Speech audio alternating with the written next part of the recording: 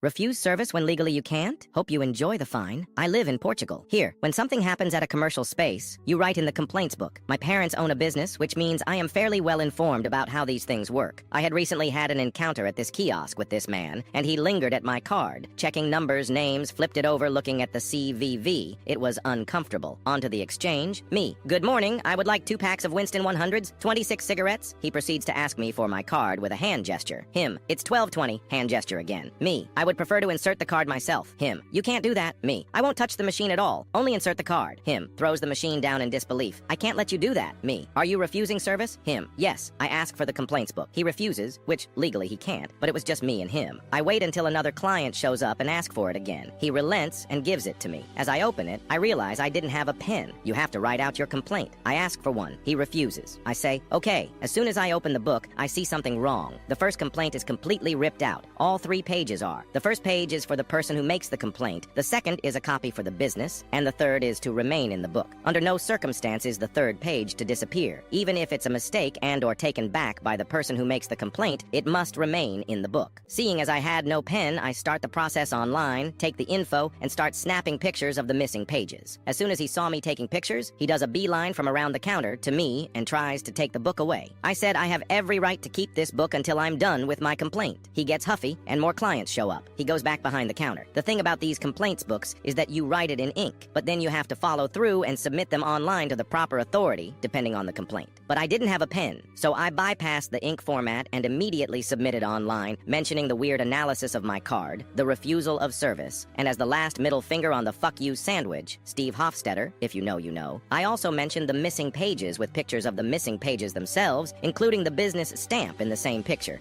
so they can't refute and say it's some other book. Now, because it was online, it goes straight to the authority, ASAE, and you can choose which department depending on the complaint. After an hour of nicotine withdrawal, of looking the business up, the pictures, and writing the complaint itself, I hand the book in with no written complaint. He opens it, chuckles to himself, and smugly says, "Did you give up because you didn't have a pen?" I say no, because I didn't have a pen. I decided to submit it directly online, and as my last mic drop moment, I said I didn't feel comfortable writing it in the book as the first complaint had magically disappeared from the book. The color drained from his face because we both knew what would happen. Even if they don't take the complaint seriously, tampering with the book is absolutely taken seriously, and that absolutely will be followed up and fined accordingly. Then I smiled and said I wished I had a pen and left.